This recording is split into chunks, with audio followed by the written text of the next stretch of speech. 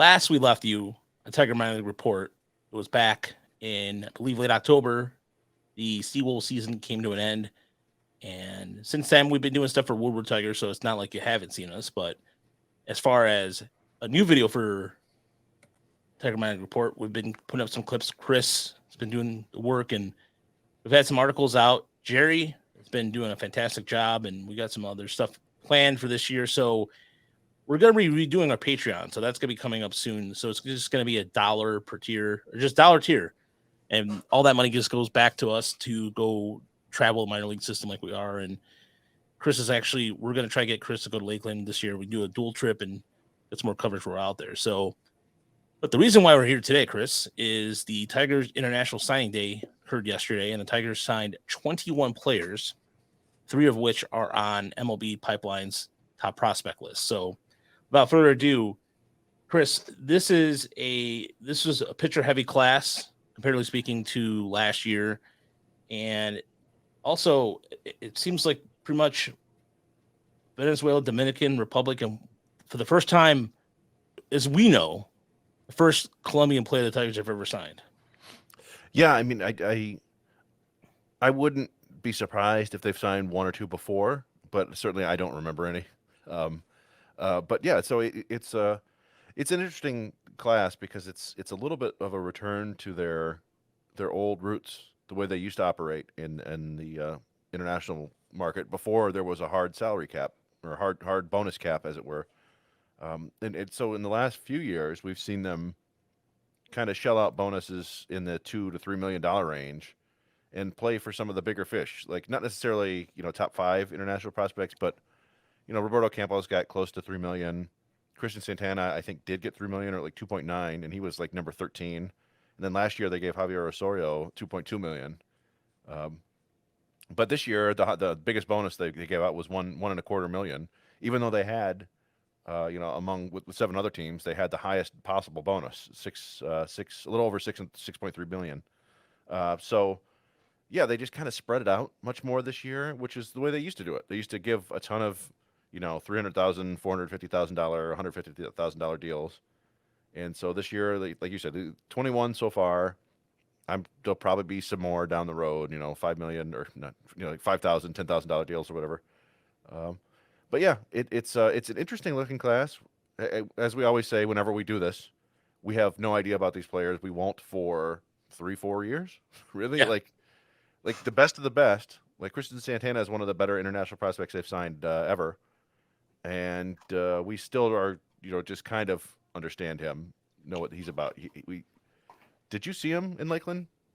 Did you see him play? No, he was injured when I went to go see Yeah. him. So that's it. Like, yeah, he played a fair amount of games and showed a lot of promise. Hit the ball hard. He also had a low average, and so we don't know what is going to come with him. But yeah, so we can get hyped up about these guys and hope for the future, but nobody knows which path they're going to take. I mentioned Javier Rosario had a terrible professional debut last year, one of the worst hitters in the Dominican Summer League, which you don't want to put too much stock in all that, but you also don't want the guy you gave the biggest bonus to be terrible. Meanwhile, Raylan Perez, a kid who I think got it like maybe $100,000 bonus, like one of the not in their top 10 bonuses or toward the bottom of that, went out and had a fantastic season. So we never really know with these international kids. I somebody was talking about it the other day on Twitter, and I was just pointing out. I think it was the 2014 class, 2015 class. That was the year teams used to be able to just spend as much as they wanted, and a couple teams took that to the limit, like the Dodgers and the Padres. And so the top player in that class was Yadier Alvarez, I believe, the pitcher. The Dodgers signed him for $16 million. He's still in AAA. The Dodgers let him go. He's a minor league free agent. Meanwhile, the 25th player in that class was Juan Soto, and the 30th was Fernando Tatis. So, nobody really knows what they're getting here. These are 16-year-olds, 17-year-olds who are going to grow and change a lot over the next 2-3 years. So you kind of cross your fingers and hope you hit the big time here. But the odds are, you're going to have some minor league filler for the most part. Yeah, and the one thing about Raylan Perez too that stood out last year was some of the in terms of just pure production. And you were talking about some of the money earlier about players who don't earn a lot. And one of the things that came to mind is Gregory Soto. Because Gregory Soto was, I believe, $12,000 or something to that effect. Wasn't for very much, but yeah, very, very, very small deal. Yeah, and ended up being a great. That's why the teams pour so much resource into this, right? You get one of those guys to work out, and it pays for 3 years of international spending. here's Raylan Perez right here. Slow down. He's very active on Instagram, by the way. So if you want to follow him on Instagram, Yeah, by all it means. helps. He posts videos of himself Yeah. getting hits and stuff. It's nice. But let me look in. Oh, they don't have. Oh, again, yeah, there's a problem. All right, go ahead. No, but so it's we okay. I'll edit that part out later. Sorry, I was like, I was looking for Gregory Soto scouting report to see what his bonus was, and I noticed I'm like, why aren't there any scouting reports here? And it's because I'm not logged in on Baseball America apparently. By the way, somebody, wow. What's funny is I realized I totally forgot that on the Raylan Perez video from a couple 22 weeks ago, I put non swing manos rapidos. Or that was that you? I don't think it was me. I don't know. All right. One of us said he had fast hands. Good swing, nice big swing, fast hands. So I'm going to show some more Raylan Perez here. But yeah, here's an example of this against Phillies rookie league team. Yeah, you can hear the crowd, which is it's not even the crowd; it's his teammates, basically. Yeah.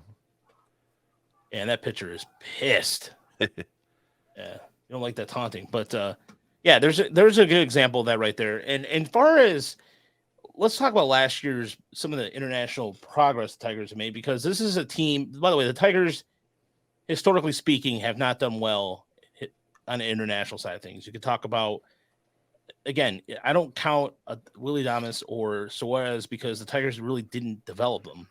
I mean, they signed him.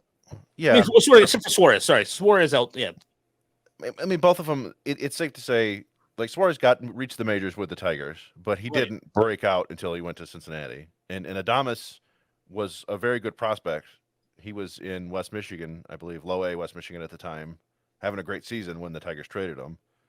But yeah, like he came up with the Rays and had success there, and then with the Brewers. So I agree with you. I don't really count them as success stories for the Tigers. Suarez partially because all they did was get Alfredo Simon for him. With Adames, they got David Price and he pitched them to the playoffs, so that's fine. I don't really care that much. But no, I mean that's it. That I think Suarez was the 2007 class, I think, and I think Adames was 2012, the same year they got Soto. And I don't think they've had a big leaguer. Maybe Angel De Jesus has come up. Yeah. But I'm trying to think of somebody who spent any significant time in the big leagues from their international signings. From as far as a positional standpoint, from a positional player standpoint, you got like Harold Castro, but yeah, I think he signed back in 2008 or something like that. Yeah, and he was a guy who was in the minor league system for a while. I mean, he was there. So I was trying to think of outside of Infante and Santiago that comes to mind. Davy Cruz also comes to mind. Juan Encarnacion. But it's really, really, really scarce. And the reason why I bring up Lakeland is because last year, the year before that, I should say, Roberto Campos was kind of, during the COVID-19, Roberto Campos was kind of a mystery man. We didn't know who he was coming into the system. They signed him for quite a bit of money, as you mentioned earlier. And he had one of the hardest hit ball rates in Lakeland last year. Now, granted, a lot of it was on the ground, but still, you have to consider that this is a guy who was changing his swing, and he's only 19. And Campos, I think once he starts getting some air behind the ball a little bit, I think he'll be fine. But he showed a lot to me last year in terms of just hitting the ball, spreading around all fields, and for his size too, it's just like he's like a lumbering dude. It's just he goes out there and. There was a home run he hit last year in Grapefruit League. I don't know if you remember that or not, Chris, but against the Jays, where he just launched it, and it shows the potential power that he has. And so Campos really stood out to me last year, and Emmanuel Sequeira, who led the Florida State League in home runs with 19. I thought he hit more than 19. I thought he had 20 something. But yeah, we saw some progress from those guys for sure. Now that was Campos's first at bat in spring training, right?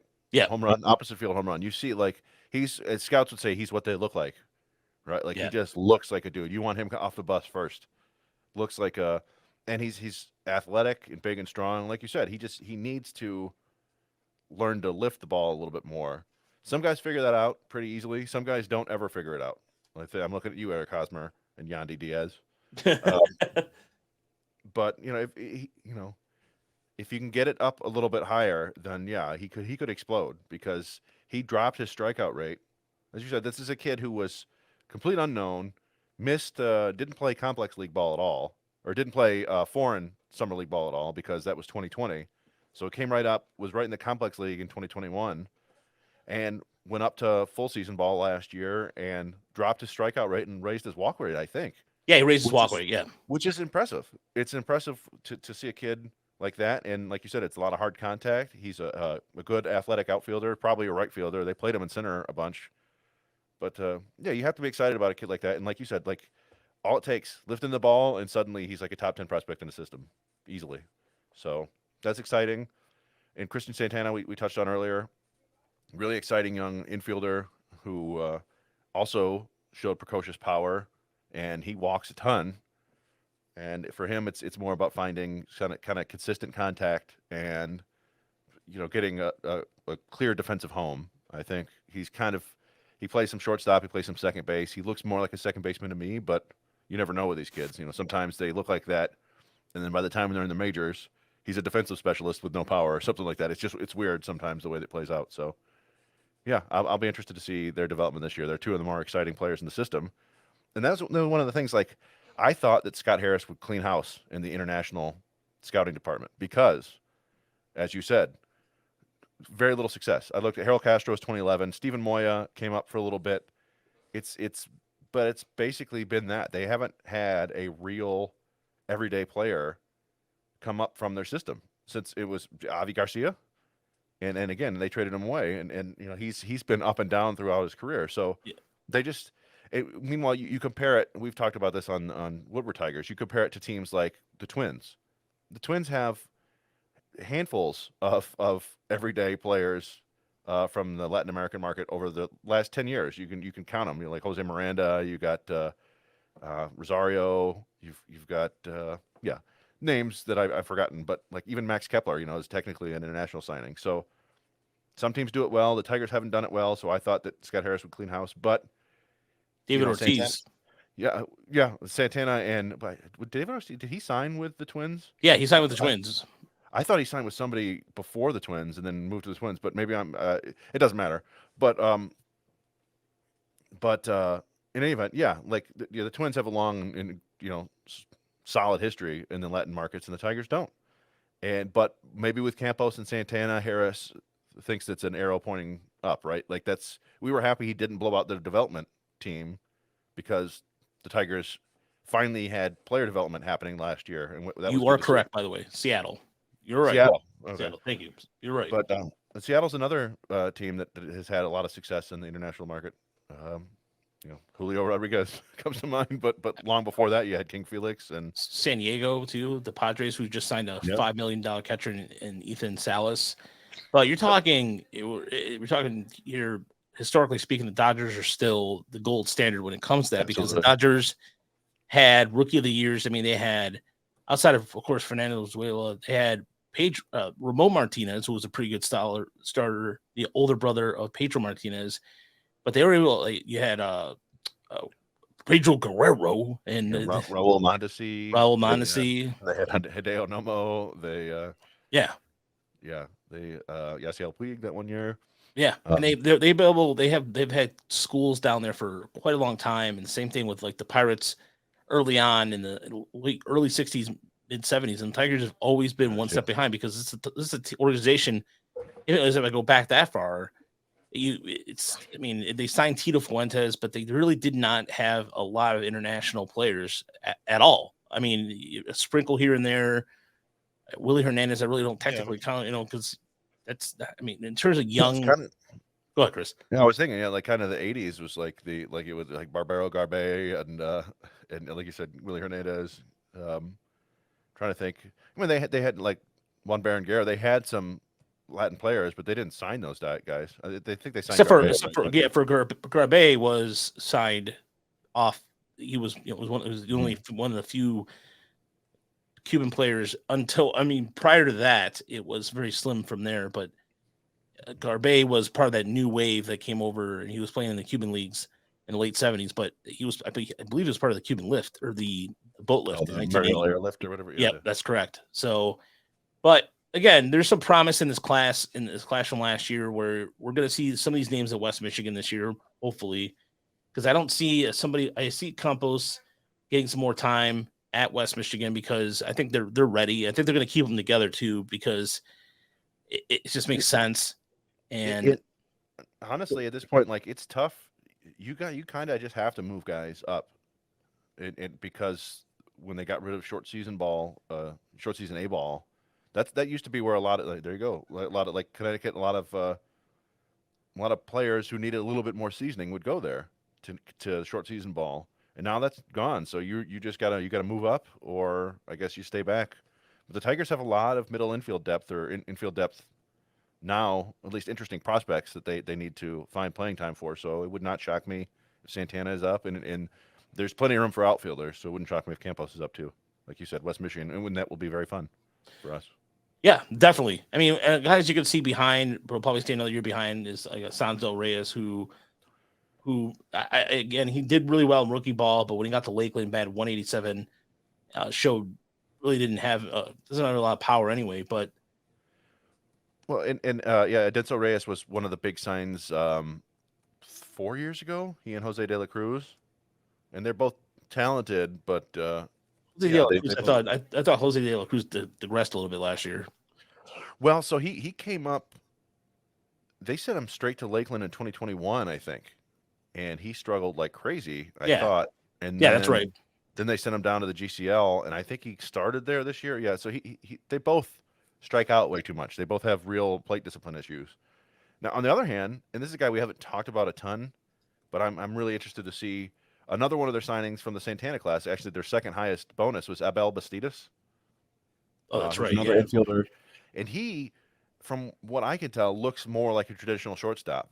And he's another guy. He went from the Dominican Summer League to the Florida Complex League, and lowered his strikeout rate. His walk rate dropped a little too, but he also started hitting for power and hitting for average. 118 WRC plus as an 18-year-old.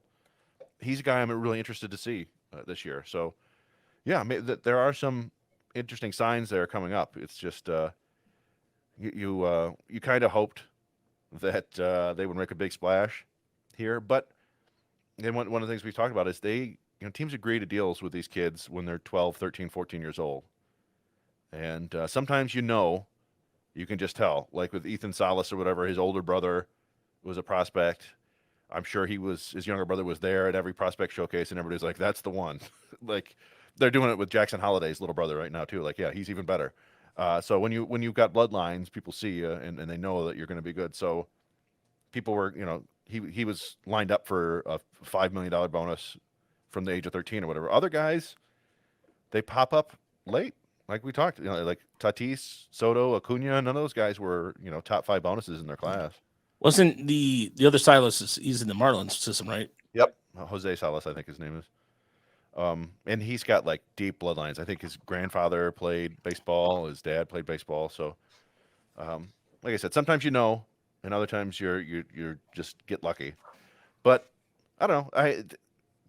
We don't know about these kids, but this class looks interesting to me. They've got a handful of really kind of toolsy, interesting looking kids. So I'm excited to see what they do in the DSL this year. Yeah, and there's one guy too. I forgot to mention that out to West Michigan who did really well in Lakeland last year was Esney Chacon, who really, in terms of like speed wise, when I saw him in Lakeland, he showed he really impressed me because it was just a name I wasn't really familiar with, and he came out and I think he had like 3 or 4 hits in 2 games I watched and showed some really good speed, some decent route to the ball in the outfield, but overall when he got to West Michigan, he struggled a little bit, but there was a moment. I think that triple. It was. Did we saw that triple? Was that? Maybe I know that we saw him make a really nice catch in left field. I remember Yeah, that, that's like what it was. jumping up Yeah. and crashing into the wall. But yeah, he's I don't know if we watched that live he had a couple big hits, and he is a very speedy guy. He stole close to 50 bases in the rookie ball a couple years ago. So yeah, he's an interesting one. He's like a buck 40, right? Like he's Yeah, really soaking skinny, wet. Yeah. but he looks athletic, and you're like, oh, you just get some weight on that guy, and you get a little pop in there because I think he has some decent bat control. Yeah. He doesn't look like a wild swinger or anything like that. But yeah, I don't know. There's some interesting names. We've talked before about like Carlos Mendoza is really fun. Love Carlos Mendoza.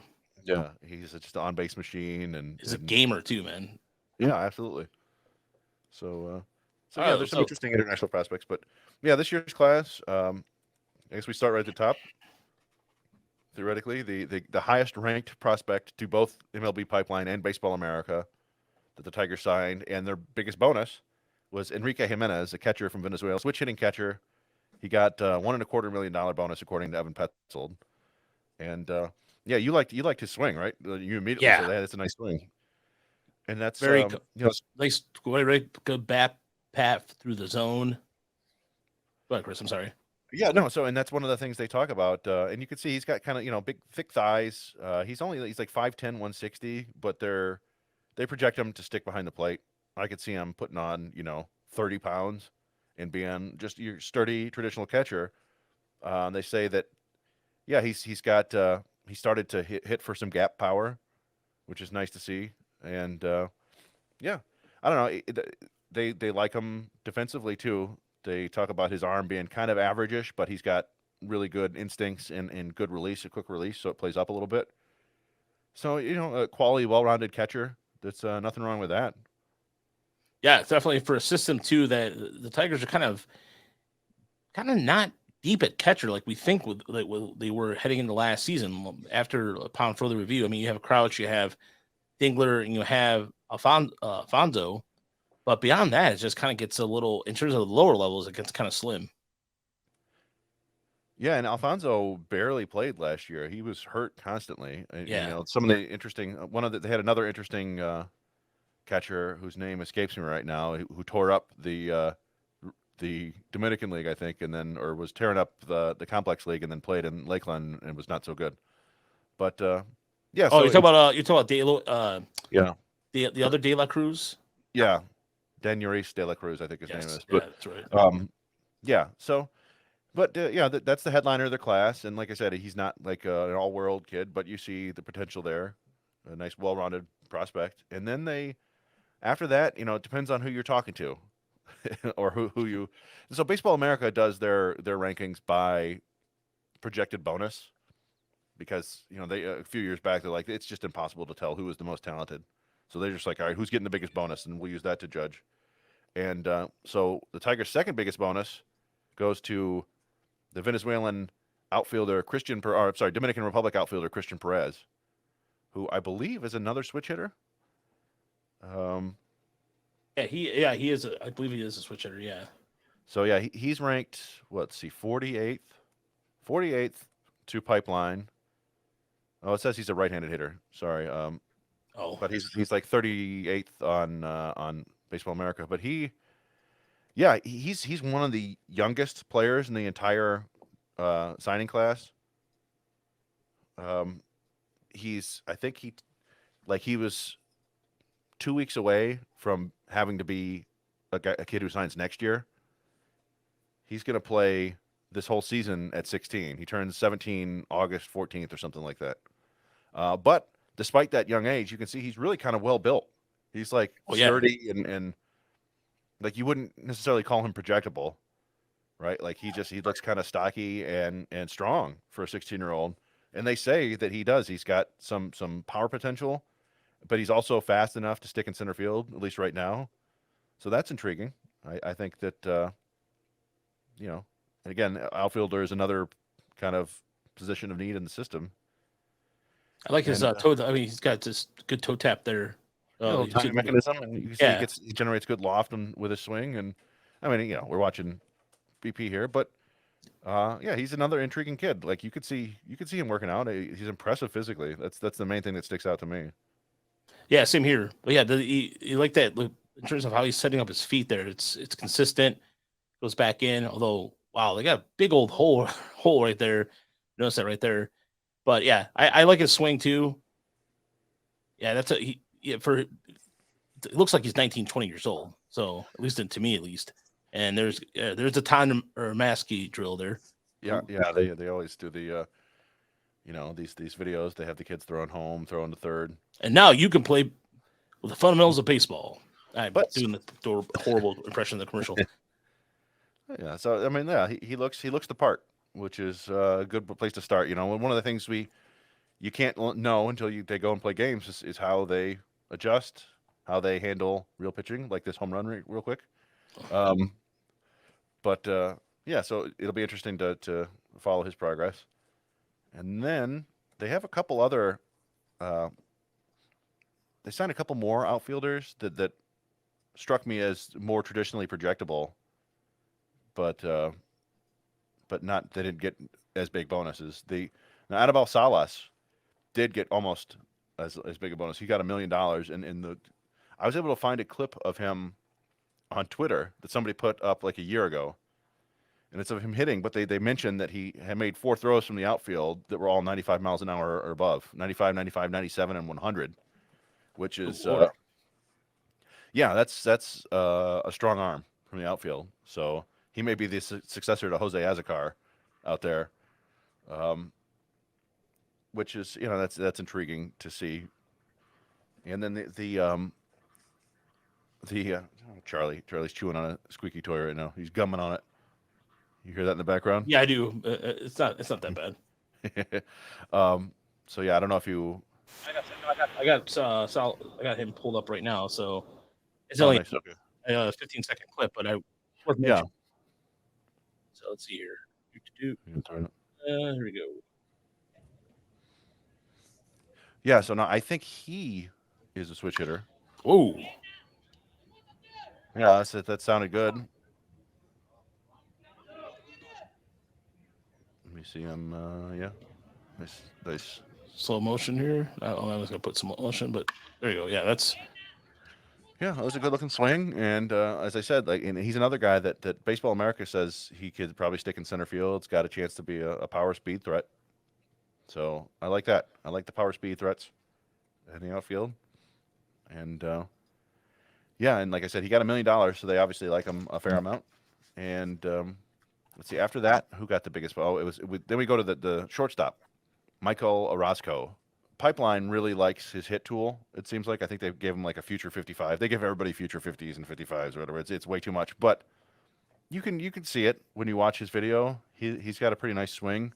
To me, the defense looked a little rough in the video, but I think it's when he was 14, so there's time to work on that. But he's another kid that strikes me as being well built and physically developed when we get to see him, and they everybody's either a shortstop or a center fielder when they sign, or a catcher, I suppose, and then they tend to move around. And he's another guy I would kind of think might end up at second base. yeah. It's kind of a good second base build to him. Yeah, he's just it's kind of like boxy. He doesn't look terribly like fluid in the field. You know what I mean? Like twitchy. Yeah. His glove looks fine, but yeah, the throws were pretty nasty in the video. I don't know if the video is posted or. Oh yeah, the swing. There we go. Yeah, no, he drops his hands a little bit, but Yeah. um, Yeah. I seen. I noticed the elbow immediately down. It's inconsistent a little bit, but again, he's a kid. I mean, yeah, I mean, my immediate concern would be like, hey, how's he handle like elevated velocity or whatever? But like you said, you're kind of with these kids, you're basically getting the tools, right? right. You prefer when they have some skill and some baseball understanding, but you see some tools you like. I like this. I was gonna say it looks like the Batman 66 angle. Here we have a dig to first in how many seconds? 4.39. 4.4. That's a 45. But that, and again, he was 14. So, Carlos Figueroa. Why does that name sound familiar? It does sound familiar. The Tigers have had a lot of Figueroas in their system. I don't know if he's one of the former players who's gone into becoming an agent or whatever, but I remember I was looking him up and I couldn't find it. But yeah, so he was one of their four big bonuses. Like the four biggest were 900, a million, 1.1, 1.25, and then after that, we don't have a whole lot of information about the bonuses of the other guys. There's Juan Hernandez, who he was one that we found out about on signing day, and he got 350, so that's a decent bonus. But good luck finding video of him. It's We do have one of Johan Estrada. oh, the catcher, yeah. Yeah. So he was at the same training facility as Michael Orozco. That's how I found him. Um, I just was looking at Orozco's Instagram. I'm like, hey, who's this other guy wearing Detroit stuff? And sure enough, and he's a catcher. I think he's just a right-handed hitting catcher, 5'11". He got one $140,000 bonus, something like that, 158, which is not nothing, right? Like anything over 100,000 is a decent sized bonus for these kids, at least prospect wise. And yeah, he looks kind of athletic for a catcher to me. I don't know. Yeah, I was just gonna say it doesn't seem like he has a typical catcher's build. Yeah, I think what did they say? He's 5'11", 170. Yeah, 5'11", 170. So yeah, I don't know. I mean, he's another interesting one to me. They I like his size. I like his size a lot. I think you could see him potentially maybe even going to first base sometime at first base. Yeah, theoretically. Yeah, I mean, yeah, if he's 5'11", 170 right now, you figure by the time he's 20, he's probably 200 pounds. Yeah. And if he doesn't stick by the plate, like you said, yeah, maybe it seemed like there's a little bit of power potential there. So, there he is. They see these videos of catch and throw skills, which are, yeah. So he looks promising, and I like that. But yeah, among the other players that we saw out there, that the one that I liked the most, and I think our buddy Trevor Huth was with me on that, was Abelardo Medrano.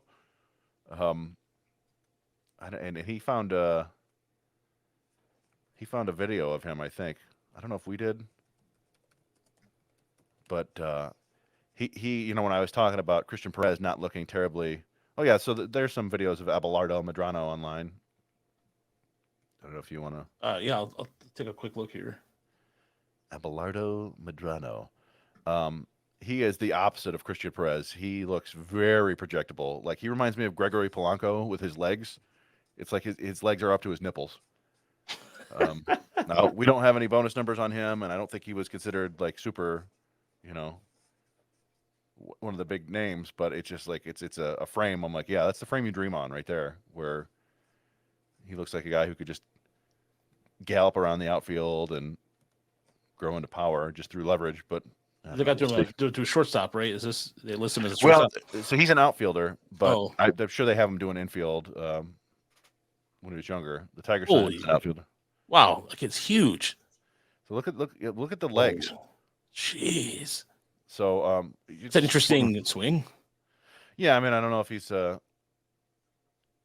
like the he's got a mechanism swinging right there. Mm-hmm. But look at those. Look at his feet separate. I mean, look at how separated his feet are. Mm-hmm. Yeah. So, but I was saying, like, he's just his frame is what interests me. I think needs to be some work done with the swing, but as you said, these are young kids, and there's plenty of time for that. Yeah. Kind of reminds me of young Edgar Renteria a little bit. He was with the Marlins. Yeah. Oh, he almost fell there. But yeah, so I mean, he was one of the other players that I found that we found some video for that I thought was interesting. But I don't know. I mean, we can just go through the rest of the names. Let's just do that. Yeah. I haven't seen many of these guys, but some of them just are interesting in their frames, particularly the pitchers. They signed a whole bunch of big old boys at pitcher. Yeah, so let's the pitcher wise too. I believe they signed 8 pitchers. Is that right, Chris? 8. It looks like it. So I've got Kelvis Salcedo from Venezuela, 6'1", 180. Yeah, I think he was the last one they announced. But then you've got Victor Pena from Dominican Republic, 6'3", 185. That seems like a good size. You got Wilberth Mendez from Venezuela, 6'3", 150. Probably some room to fill in there. You got Andy Mateo, a right-handed pitcher from Dominican Republic, 6'4", 180. You got Davey Rodriguez, 600 or 6', 175 from Venezuela. You have Luis Vasquez, 6'4", 180 from the Dominican Republic. Leonardo Leon, 6'4", 180 from Venezuela. And the winner is Erickson de los Santos, the lefty Yes. from Dominican Republic, 6'6", 200 already. Yeah. And That, he's got a Viking name, Erickson. Erickson de los Santos. Yeah. Yeah. So, yeah, they added some arms, like you were saying earlier. Right? They tend not to spend a lot of money on these arms. And but then it's just one of those things where you sign a guy for 50 grand and his velocity jumps 8 miles per hour in like 2 years, and suddenly you have. That's the way it seemed to be for them forever. They would just have these guys with these huge velocity jumps. So it'll be interesting to follow those guys and see if any of them do anything. It's always hard to tell from the stats, right? Yeah, and not to mention based on who gets promoted or sent to stateside the next year. And when you see them pitch too, if you do find them at a very young age wise, good luck, because it's still like it's almost like they're playing sandlot baseball. There's nothing really organized when you find some of these pitchers. Remember, I forgot there was one Tiger. There was a guy. I'm trying to remember last year. It was a pitcher that I found some video on, but he wasn't really. It was just kind of. I don't even think it was the first showcase, but it was something where he was playing and. What it was, they showed him, I think it was like 3 or 4 pitches, and that was it.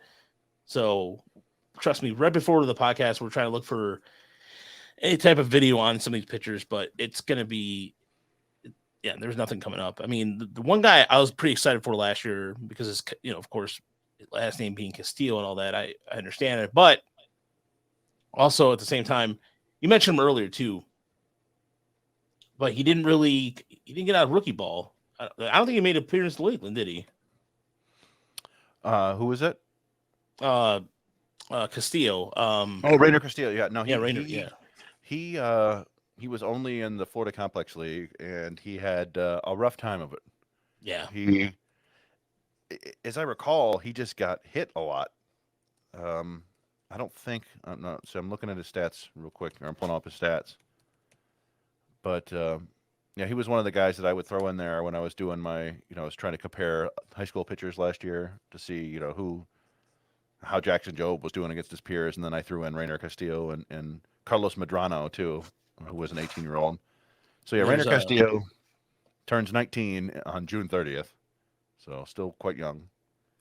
Yeah, and then there's in terms of names last year, like Jose Diaz, but I mean, he had 30. There was another guy, 34 strikeouts, 24 innings. But again, all the international signings that they do have in the system, there's one that threw a lot. You and I have been talking about him, and I'm drawing a blank right now. It was a reliever. I think was it Eric Penales. Oh, there's Eric Penales. There was Marco Jimenez. Jimenez, that's who it was. That they don't know where the ball's going. It's just no. He's a short, squat guy who sits 98.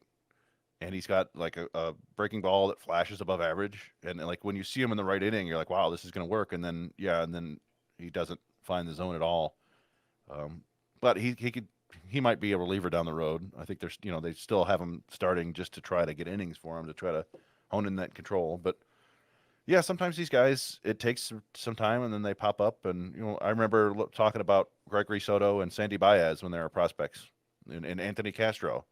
They were all kind of interesting guys. We're like, yeah, maybe starter, maybe bullpen. We'll see. And you see what happens there. Sandy Baez just kind of fell off the face of the earth. He made it to the big leagues and disappeared after that. Soto developed into a closer, and Castro has kind of been up and down with a bunch of different organizations, just trying to find that right mix. So, yeah, you never know with these guys. They continue to develop into their mid-20s sometimes. Yeah, it's an interesting number about Eric Penales. 62 strikeouts to 43 innings. Great. But he also had 44 walks. Yeah. Penales is a big fastball. And I was looking, Rainer Castillo had an 8.02 ERA last year, 56 hits and 42 and 2/3 innings. That was the issue, I think. 38 earned runs. But, he's working on it. So And the one last pitcher too I wanted to mention too before I forget, because he did pitch a little bit in winter league this year, was Carlos Pena. oh yeah, Not the to be lefty. confused, yeah, the lefty who was a guy who didn't really start pitching until he was 19. He really didn't start pitching until 18, 19 years old. So he's 24. So you might look at his age and go, well, he should be up by now. Da, da, da. I mean, he did make it all the way up to Erie last year from Lakeland. And that's one of the few pitchers that did, but he spent some time, to be fair, he spent some time in rookie ball in Lakeland in 2021. But I mean, as far as he was kind of an old guy. He actually made a couple appearances in Toledo too. Yeah, that's what I was gonna say. Yeah, yeah. I mean, he's an interesting one because he's a lefty, and there's the stuff isn't really there, right? It's like he tops out at like 91, but he knows how to pitch and he has all the pitches, and so he's just one of those guys like, hey man, you get him a little velocity bump and then you have something. So he's Yeah. definitely a name to remember. He'll probably be what we were trying to figure out. We think he'll be in the West Michigan rotation this year, maybe. Yeah, because if I think that if we're going to probably have what Dylan Smith start the season and Madden and Erie, and then Probably, you're, yeah. and then I think what's it? Gio, not trying to think of the pitcher down in West Michigan who had a really good year last year. That was Well, on. I think you'll probably have Job and Burhan there in West Michigan, and maybe they'll give Jordan Marks another try. But you probably get Troy Melton, who they drafted this year, and maybe some of the other guys they drafted. But Montero. You think Montero's going to go to Erie this year? I would think Cater Montero probably goes to Erie. They may keep him West Michigan again, but get Carlos Guzman. He came up to Erie at the end of the year, didn't he? Yes, he did. Yes, he did. Yeah, he made. I think he only pitched in one inning, but yeah, he did make it up. I think they put him in the bullpen, didn't they? I think he pitched in the Yeah, playoffs. and he was pitching good down the stretch too for Yeah. West Michigan. He started kind of getting it together a little bit, and there was. I know he was a little in terms of like I don't know, for a while early on when he was starting, he would have like these really just good start. The first start of the season against Great Lakes, 4 innings, 1 hit, 1 run, 8 strikeouts. And then you would go see him have a game where he would draw like again the second game against Great Lakes, 4 runs or 4 innings, 6 runs, 4 hits, and he just kind of struggled. Yeah, I want to say he had like basically kind of disastrous April and May, and then I thought like his July and August were really good, or maybe it was his June and July. He had a couple really good months where he basically stopped getting bombed like that. Yeah, and you're absolutely right, because from August, the month of August, 26 innings, he allowed just 15 hits, 21 strikeouts, and opponents were batting just 156 against him with the ERA 1.69, and so that'll work. What you like to see. That's what you like to see down the stretch. So, yeah, I mean, I think he'll be in Erie, whether he's in the bullpen or the rotation. I don't know, but in any event, yeah, I mean, I think we'll see some of these. Who are we even talking about? Who are we going to see in West Michigan? I'm trying to think. In terms of the starting rotation. Yeah, what we were trying to figure out. As far as the guys down in Lakeland, I think West Michigan's rotation's not going to be as strong as it was last year. Not because of. I think because Erie is going to be pretty stacked this year again. Yeah, but it's one of those things where like we don't think they will be, but they did draft an awful lot of pitchers last year, and some of those guys are probably just going to get slotted into West Michigan, and a few of them might, they're college arms. A couple of them might surprise us.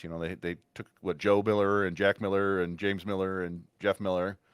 They took a couple Millers, and then they've got. So I don't know. Yeah, I mean, They also have what you call it? They have Nick Davila. Davila, yeah.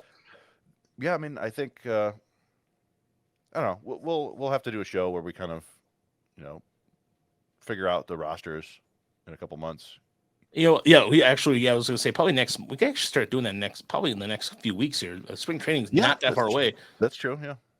We do have our best tools, and we have we're working on the profile, so we're finally cracking back up again. It's the long hibernation period is over, but also Woodward Sports have been keeping us busy with a lot of different things. So to be fair, but we have some surprises along the way too. We're gonna get some more help this year, but like I said, I think in the next couple weeks or so, we're gonna figure out the Patreon and make it more worthwhile. People, again, I know a lot of people were A lot of people there was a few people that dropped off, like, oh well, it ain't enough content. Well, if you went to our Twitter, if you saw everything we were posting on YouTube, that's where your money went. So just again, we didn't work. It paid for all the site stuff. So thank you for anybody who contributed last year for really helping out. Dave Myers' mom gave us some money last year, so thank you. She's fantastic. We're gonna dearly departed Dave Myers. Yeah, who's now in Houston.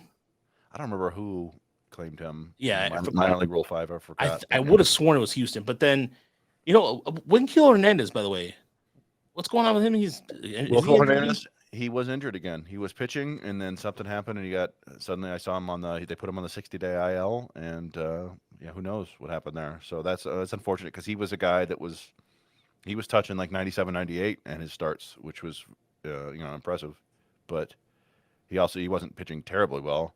And then Franklin Perez is still in the system. He's down there somewhere. It was rough last year, and I suspect this year is probably going to be it for him. But he's still there trying. So, well, cross your fingers there. Yeah, and we were pretty on the record about wishing prospects ill will or anything like that. It's just it's sad, really. It's just his velocity was 87. He's lost any of that kind of velocity he had before, and I think sometimes when fans get upset and they kind of just yell about it, it's like. Well, and I mean, I think we saw an awful lot of injuries and, some thinking that maybe the Tigers medical staff wasn't the best. And again, like, we don't know about that, and we hate to denigrate anybody who's trying to do the job or whatever, but they they basically got broomed out. So they Harris brought in a new medical staff. So we'll see. Maybe they're better at diagnosing and treating injuries in the future. But it felt like Franklin Perez, he just didn't feel right forever. And it took a long time for them to finally find something to work on, I thought. Like, they finally gave him surgery. But then we heard the same sort of thing with Casey Mize, right? Like, they never saw anything wrong until they did a specialized MRI, and they're like, oh, there it is.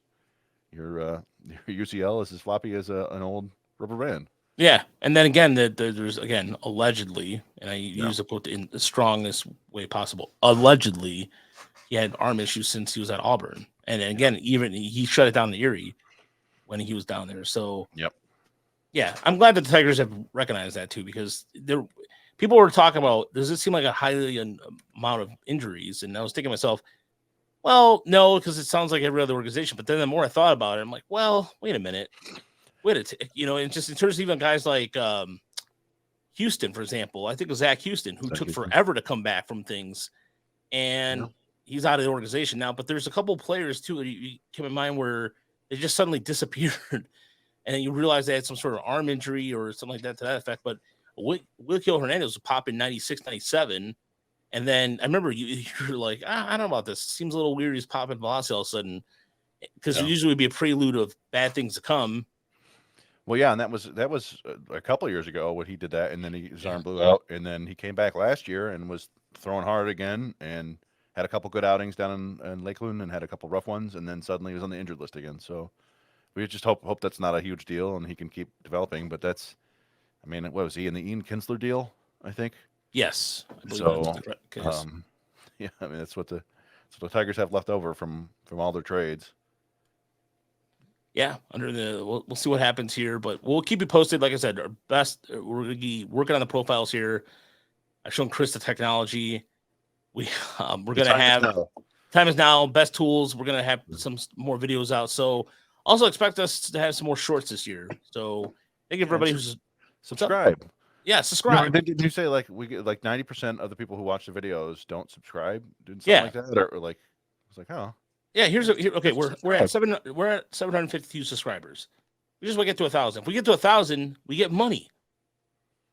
Okay, we don't. Again, it's not. We do this for the fun of it. We do this because we provide a service that there's not a lot of Tiger prospect people out there. Again, you can be subjective on who you think is a prospect person or what have you. But again, it goes a long way. So if I have to, instead of staying at the Super 8 in Erie, we could stay at somewhere nicer. Let's just a little nicer, a little nicer. Wait. There was the Motel 6 that we actually liked, right? Yeah, Motel 6. All right. Yeah. So last year, I booked the hotel half asleep, and I thought I booked the Motel 6, but it was a Super 8 that we found out was owned by a cartel of. Yeah, it's the Patel Motel cartel. Yeah. Yeah. Yeah, that was the one with the broken drinking machine. Yeah, and then the way you're just literally opening up the machine, you're like, zoop, zoop. Yeah, And I then, told him about it that morning that the drink machine was not working. You could just open it up and take a drink out of it. And they're like, all right, we'll call somebody. And then that night, we came in after a night out at the whatever that was, that fun place down there on the shore by Erie. And I was like, I'm just gonna take some drinks then, I guess. And so yeah, we got some free waters. it was funny too. We can pay them later. So if you can see the pictures, and I showed this to Chris last year, or Chris witness to the hotel we stayed at last year at It's the crime scene. the crime scene. There's literally a crime scene, and I did not. Let's just say I didn't go underneath the blanket. So my point is, I love. give me the Motel 6 anytime. Tom Modette is a good dude.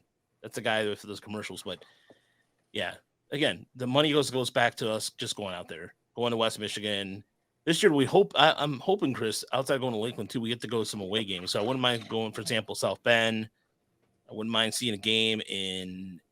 We haven't. Dayton would be fun. Yeah, Dayton Dragons would be cool. I think there's Fort Wayne. We could go. Yeah, Fort Wayne. There's also Akron. So Akron would be cool. Yeah. I mean, it'd be cool to go to Richmond. I mean, that might be because I know that's your neck of the woods too. That you have family down there. So yeah, they're all in a couple hours away from Richmond, but it would be on the way. It'd be nice. Yeah, I mean, it'd be kind of fun to just go on a tour of the Midwestern League and the Eastern League as much as we could. Oh, and even Northwest League too. Yeah, Lake County, Northwest League too. Go see the Traverse City the Pit Spitters. Yeah, Pit Spitters. The Northwoods League. That's right. Yeah, or even go to Wisconsin. I've never been to Wisconsin. I've driven through Wisconsin. I have two speeding tickets in Wisconsin. Really? That's right. How fast were you going? I was speeding, but like I was going like 80 and a 70, right? Like, all right. Oh, yeah, nothing crazy or anything. It's the Michigan driving, and they don't like Michigan driving. They don't go for that. Oh no, yeah, especially Ohio. I mean, if there's one state I hate driving through when we do these road trips is Ohio, because there's a stretch when you're on the turnpike where there's like, I think it's literally 4 or 5 different speed limits with a span of like 5 miles. At any rate, all that money goes back to us. So please support the website if you can. We thank all our Patreon people. We thank Melissa. We thank Melissa, Kevin. There's Charles, who is a big Charles Pigney is the guy that's in Discord. Yeah. No, I mean, I really appreciate anybody who does that for us, because like you said, we love doing this. We do it mostly out of pocket, but it's nice to have some support. Like I said, like, just subscribing is good enough for me. Like, just if you're gonna watch it, you might as well subscribe. You don't have to watch them after you subscribe, but the more subscribers we have, the better, and it helps. I mean, Twitter last year, we unexpectedly hit 10.6 last year, and that was huge. Twitter was our bread and butter last year, and Facebook, I think we're approaching 1,000. So again, all these just help support the site. I got staff I want to pay and give some money to help us out. Yeah. So, well, yeah, I mean, we've had a lot of people helping. Raj always has a great eye for, like, talent to people who can help out, and Jerry, nice to throw something to them too. Yeah. Yeah, Jerry's a really going to be. I'm really happy for Jerry. Jerry's been doing these really cool, interesting articles on using a lot of the StatCast data for some of the minor league players. And there's more. The best part about this, by the way, real quick before we get out of here, is StatCast is going to have minor league data soon, so that's going to help and make our jobs a lot easier. Yeah, well, they have it for a couple leagues right now. Florida State League, which has been helpful. That's we have to kind of go through and parse it, but it sounds like they're going to make it more readily available there on Baseball Savant. So that's going to be huge for us. Definitely, for sure. So, like I said, we got some more content. We're just starting off the content. We're going to kick that off here shortly. So, for myself and Chris, I'm Rogelio Castillo, Retirement Report, signing off. We'll talk to you soon.